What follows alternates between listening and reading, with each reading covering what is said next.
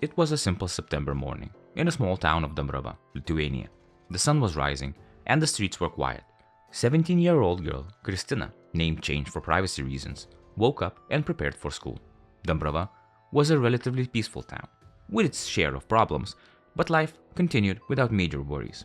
Kristina went to the local bus stop and began waiting, as the bus was expected at any moment. But for her, the bus would never arrive. Two men who had been drinking and using drugs the night before, in their intoxicated state, set out to buy kebabs, but soon began wandering the streets looking for something, and sadly, Kristina became that something. These two men passed by the bus stop, but suddenly stopped when they found their victim. Though the exact details of how it happened are unknown, they managed to force the girl into their car and tie her up, driving her throughout the streets and villages while threatening her with violence. Kristina, panicked for her life, tried to escape, but when she saw that the road had changed from a smooth asphalt to a forest path, she likely experienced even more horror. This was still not the end. The men stopped, pulled Kristina out, and brutally assaulted her. After these monsters were satisfied, Kristina hoped and prayed that the nightmare would end.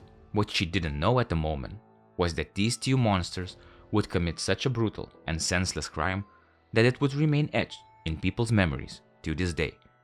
But her bravery at the time was what allowed these men to answer for their sins.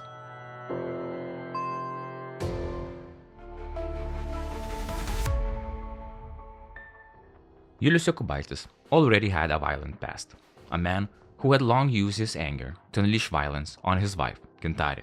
Their marriage was turbulent, and on that night, when Gintare came home, their already strained relationship reached a final breaking point.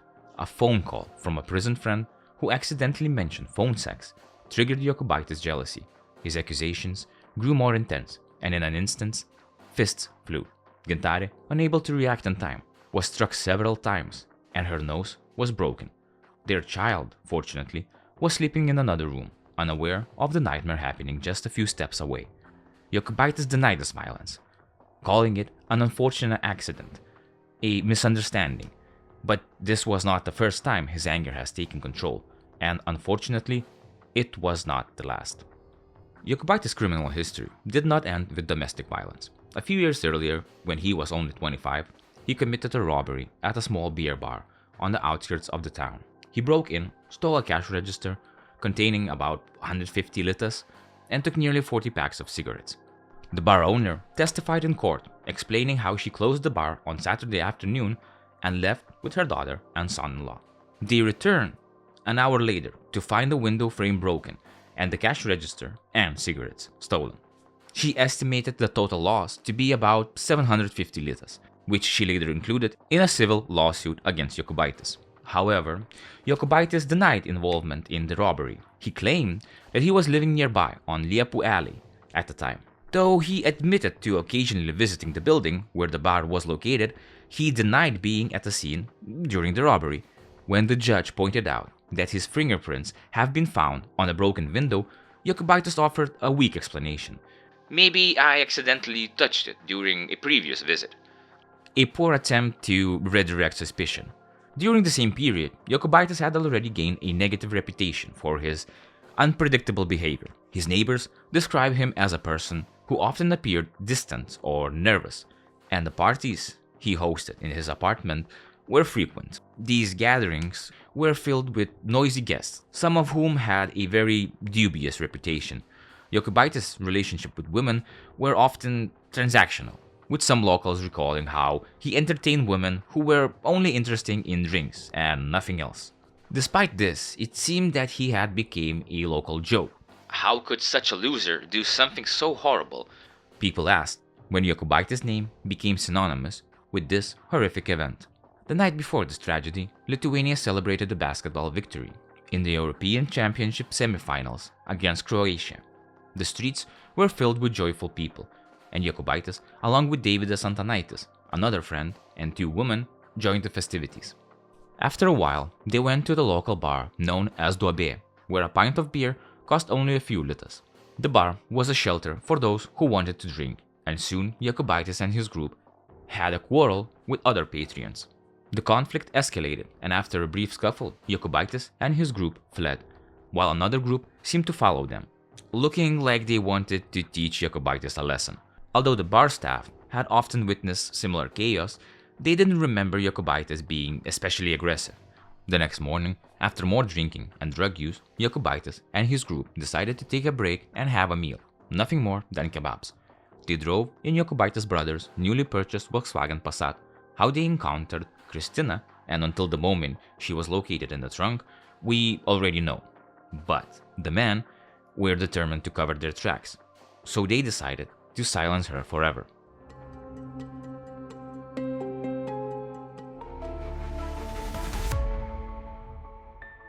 They placed the terrified and abused teenager into the car's trunk and locked her in. Then, further down the road, they set the car on fire, watching as the flames destroyed both the metal structure and the young girl's life.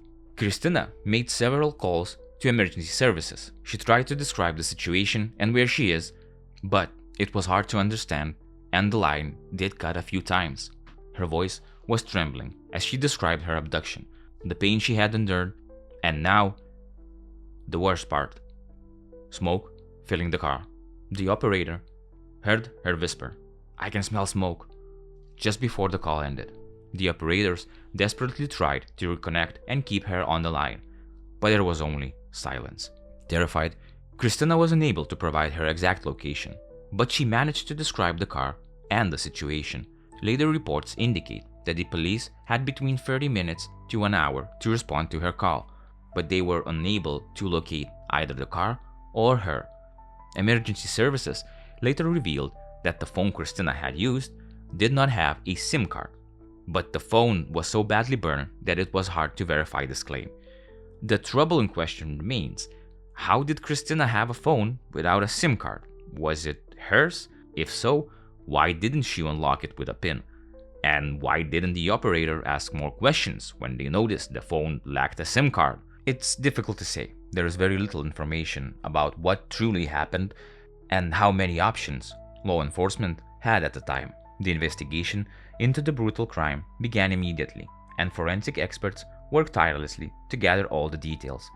Based on witness testimonies, surveillance cameras, and forensic evidence, authorities quickly identified and apprehended the two men responsible for the crime.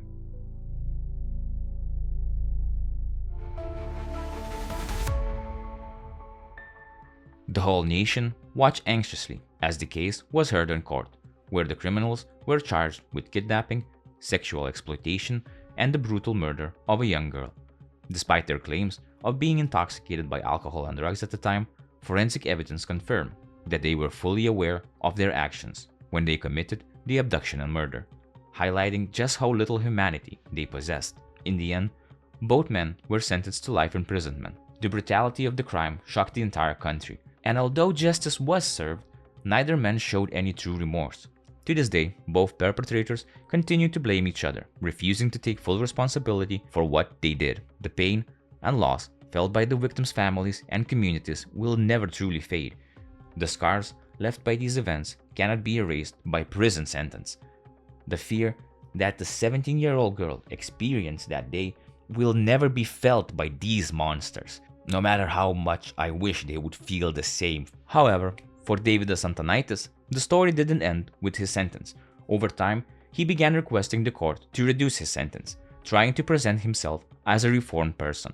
He even gave an interview complaining about the harsh prison conditions and claiming that he and others serving life in sentences were being treated unfairly. In these public statements, he talked about the worsening prison conditions, the lack of rehabilitation opportunities, and what he considers inhumane living conditions. Here are a few excerpts from the interview. The full video is provided in the description. It's been 11 years since you committed that crime, right? Yeah, I was high on drugs, just on drugs. It's still in my subconscious. It still hurts. I'm not justifying myself. What's done is done. I think it wasn't fair. I was sentenced too harshly. Yes, I think I got a sentence for my whole life, not just for this crime. I've been transferred to different prisons over the years, from here to Cholet, then to Pravenichkis, then back here. If you could see how we live in Block 26, in our group, it's terrifying. 8 cells, a small shared space, feces running from the pipes, the walls collapsing, the cells falling apart, but the worst part, the lack of activities. Hey, David, the only place you truly belong is hell, and I hope that every second you spend in this world will be the most painful and saddest of your life. Exactly what you deserve. You're not a monster, you're a loser, and I hope you find the courage to grab a rope and do us all a favor. I apologize for this, but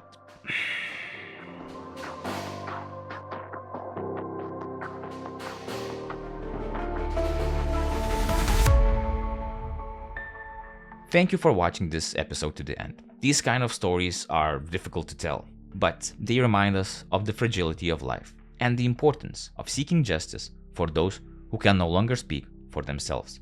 At the heart of the story, a young life, seamlessly taken, brutally, and without any real reason. The scariest part is that sometimes those who are meant to protect us simply cannot save us from hell. Therefore, we must always be cautious, and if you have someone nearby, like these two men who were walking the path of violence, don't let them grow into the kind of monsters that destroy others. As David has said, just because of drugs. Thank you again. As always, I'd like to hear your opinion about this crime, and I think all that's left to say is stay safe, stay vigilant, and we'll see each other next time.